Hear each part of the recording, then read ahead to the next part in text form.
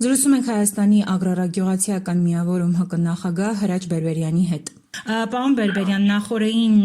նախարար Պապոյանը ասում էր, որ գյուղատնտեսությամբ զբաղվելը պետք է լինի ոչ թե դժվար աշխատանք, այլ թվային տեխնոլոգիաներով կառավարվող բիզնես։ Նախ կխնդրեմ ասեք, թե մենք գյուղատնտեսական տարին ինչպես ենք մեկնարկել եւ Հայաստանում պետությունը այդ նախապայմանները գյուղացիների համար ստեղծում է, որ թվային տեխնոլոգիաներով կառավարվող բիզնես լինի։ Գիտեք ինչ, վատ գաղափարի կարծում որ պարոն Պապոյանը ինչ-որ մի բան ուզում անի բնակավարի համար, փորձում, ցավոք սրտի մասնագետների խնդիր ունի նախարարությունը, որտեղ էկոնոմիկայի նախարարությունը չի կարող զբաղվել գյուղատնտեսությամբ, քանի որ այնտեղ կոորդինացնող նախարարությունն է, իսկ այստեղ արտադրության։ Սա տեղից է գալի, պարոն Պապոյանի ճանաչում եմ, վատ անձնավորություն չի, ցանկություն ունի ինչ-որ մի բան փոխելու։ Ցավոք սրտի գյուղատնտեսությունը մի քիչ թվայնացնել է, Դե նման ցանկություն են հայտնել, բայց ըստ էության որևէ հստակ գործողության մասին խոսք չկա, միայն ցանկությունների մակարդակում։ Այսօր շատ մարդիկ ուրեմն խոսում են ինչ անկախ գիտելիքի մասին, ինչ եմ անում։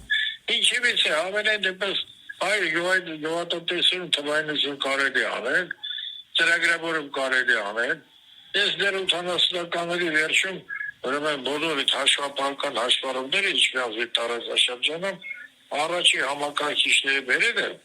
Եվրոպայից եւ ուրեմն ներդրել են հաշվապահությունը եւ այլն։ Ինչևից է ամենայն դեպս արկավոր ուսումնասիրել թե ինչ առաջարկություններ են նախորդ չփտոփանովենք, միգուցե եւ դա առաջարկությունները, բայց որ գյուղատնտեսությունը այսօր կարիք ունի, տեսեք, վառանտանյութի, որ գինը շատ բարձր է գյուղացու համար, գյուղտեխնիկայի, որ մենք ասենք, թե ստանում ենք տարբեր տեղերից, բայց մենք օրինակ այսօր Պարսկաստանի արտադրողների հարաբերություններ ունենք, ուղղակի գումար խնդիր ունենք, Իմիջիատս Պարսկաստանի տեխնիկան երկու անգամ էժան է Ռուսաստանի, Բելարուսի տեխնիկայից, մեր ֆերմերների համար։ Այսինքն նույնը խնդիր ունենք հույսերի պաշտպանության հետ։ Արդեն 10 տարի ասում եմ մորմազգուցեցի պայքարը, որը որ լոլիկի բերքն է։ Ցավոք սրտի սա տեղի չի շարժվում։ Այստեղ պարոն Պապոյանը վիճակի չի դանել, որտեղ սա ուրեմն բյուջեի ծախսերի հետ է կապված եւ ուրեմն եթե կառավարությունը պետք է մի վերջնական գումար հատկացնի, որ մենք կարողանանք այդ մորմազգուցեցի հարցը լուծենք։ Հատկացնում է թե գումարը, բայց դա գիտեք ինչ կա, ոնց ասեմ քեզ, ոնց քաշելով հիվանդին ասպիրինով ուզում ենք բուժենք։ Պարոն Բերբերյան, հիմնականում ասում են, որ այդ կառավարության ծրագրերից, անտոկոս վարկերից ավելի շատ օգտվում է ոչ թե սովորական գյուղացին, այլ մեծ բիզնեսներ ունեցողները գյուղատնտեսության ոլորտում։ Մենք իսկապես ունենք այս խնդիրը։ Ես դրա մասին դարձին քանի տարի է խոսում եմ, երբ որ առաջի ասեցին անտոկոս վարկը, առաջինը երբ որ ասել են, ես առաջինն եմ կողմերել, իհարկե խոշոր ֆերմերներին դա շատ օգուտ կտար, մանր ֆերմերներին շատ օգուտ կտար, ցավոք սրտի այդպես է չի վացավ, թե վարկերը ովքեր են ստացել, դա գաղտնի է, ես վերջերս լրատվականով միտեղ կարծացի, որ հետքեր է տանում են ֆինանսների նախարարություն, շատ բարձր մակարդակով, որ միլիարդ ու կեսով վարկ է ստացել, եւ այս բանկից հետո պետական պարտադոմս են առել։ Այսպես է գյուղատնտեսությունը դժվար կամ չունի դա։ Այսինքն էլի սովորական գյուղացին չի օգտվում։ Իմիջիատս վերջերս վարչապետը հանձնաժողովների մասին է խոսում։ Գարի ողջունելի է, որ ամեն բնակավար իր հանձնաժողովն ունենա կառավարությունում, լինեն լավ մասնագետներ, այսօր նախարարության թիմը չէ։ Ինեն լավ մասնագետներ, դեմագոգներ չեն, պրակտիկ կապած են տնտեսության հետ, երկրի գյուղատնտեսության հետ, թող 5 հոգի լինեն։ Թող մեկներ ասենք, թե նախարարը թող ղեկավար այդ հանձնաժողովը։ Ուղղակի ամեն շաբաթը մեկ ամեն անգամ գյուղատնտեսությունը, որտեղ գյուղատնտեսությունը հետևողական աշխատանք է։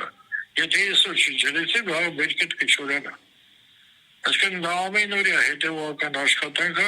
այս տարի գոհենք ասենք թե ռոռոկման ցածր քարտեստը բարելավված է, ելի ազրիվների ենք սպասում եւ ռոռոկման ջրի կարիք չենք ունենա։ Այ հիմա փորձեն այս ձենից հետո, հա, ասեն ջուրը չի հավաքվել։ Որտեղ դες բան չկա, կամ ջուրը հավաքում է, կամ չի հավաքում։ Որտեղ 2-3 տարի է քամի են անում, որ այդ ջուրը ցնդվում է, գոլորշանում է։ Իհարկե դա իրականությունը չի համապատասխանում, ջրատարերը չեն բախվում, ջրամբարների, ձագարները չեն բախվում, բնականաբար չի ջուրը կուտակվում, այսինքն աշխատանքի արդյունքը, անցյալ տարի շատ լավ աշխատեցին ջրային կոմիտեն, հիմա տեսնենք այս տարի հուսում ենք որևէ նույնը կլինի, այսինքն տեսեք, հիմա ջրի կարիք կարծես թե չունենք, եւ Սևանի ավազանի վերցնենք եւ շանչի քանակությամբ եք վերցնել։ Այսինքն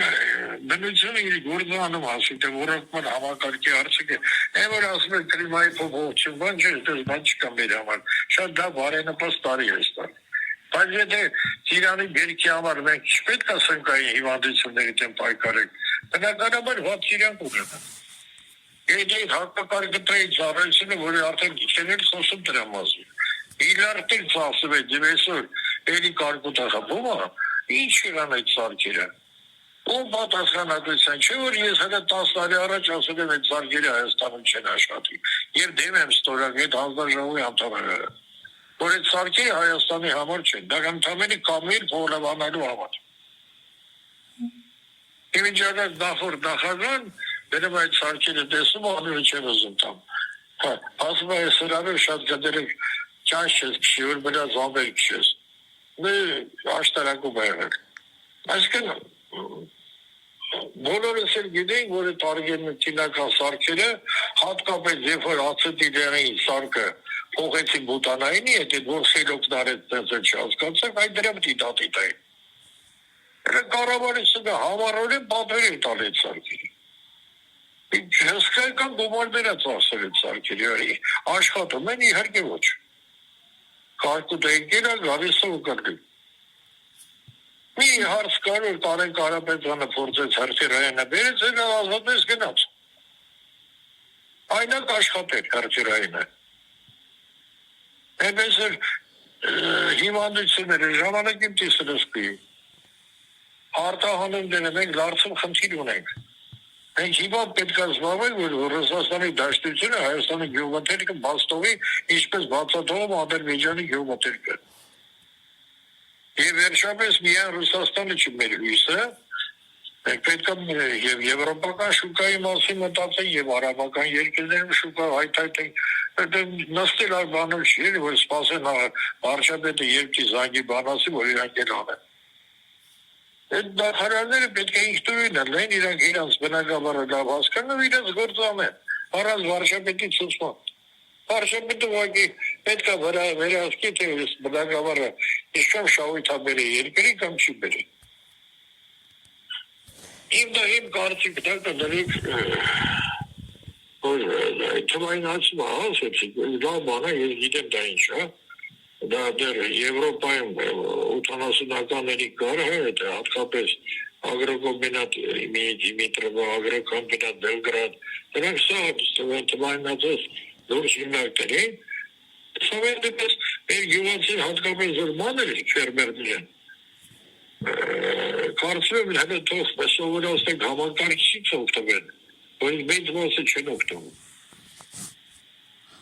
Այսինքն եւ ուսուցման հարց կլինի եւ այլն։ Իսկ այդ ուսուցումները մենք գիտենք ոնց արվում, փողի լվացում ա գնում, ասում են ուսուցում արենք, որտեղ բնակավարի մասնագետը ասում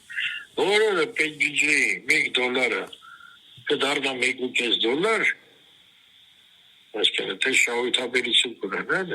ուրեմն հավատացեք մեր գյուղատնտեսները կայանում է։ Եվ մի բան պետք է ասեմ, ես վերջերս